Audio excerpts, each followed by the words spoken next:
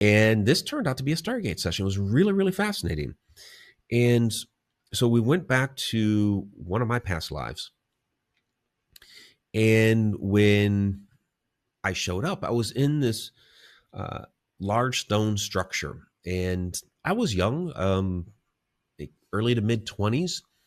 And basically, I was an acolyte within this temple. So I was learning to be a priest at this temple. And essentially, it was Egypt, but before Egypt. Structurally, it was very, very familiar with the pillars and the way the doorways were done and the gateways and all of that, but no hieroglyphs. There was some design work, but no hieroglyphs. So I was there waiting for my friend, my buddy. He didn't show up, and what we were supposed to do, and I ended up going to do in this lifetime, was to sneak into the Stargate chamber. They were holding a ceremony, and because we were younger and we were like in the program learning, we hadn't been made privy to what was going on there, but we knew how we could sneak up into the chamber and watch. And so basically, it was this niche that was at the top of the chamber, and I'm looking down onto everything that's going on. And there were 12 of the priests that were in there, including the high priest, who was basically in the center, and the other 11 were around him.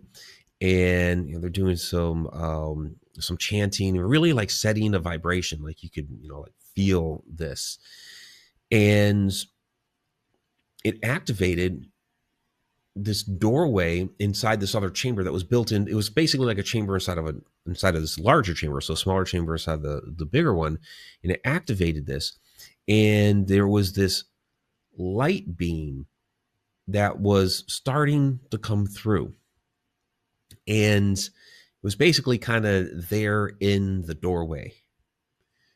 It couldn't come any further than that, and it was absolutely fascinating that this was a Stargate being used. It was I have this picture here, and I've used this picture for light beams before. It wasn't really so much like this. It was very, very energetic in nature. Was very tall, because the doorway itself was probably like 20 feet tall, and this thing was standing tall within. It was probably 10 to 15 feet tall. And it was just all full of like white energy, almost electric. So there's like maybe some blue and things like this within it, which was really, really fascinating.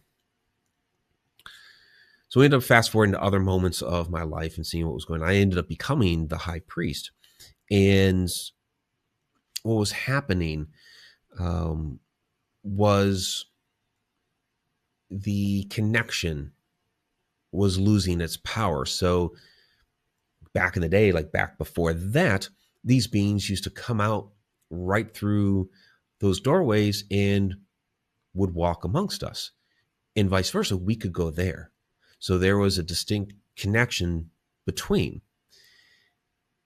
And it was really that light being was the consciousness of the being on the other side. And this connection was to Orion.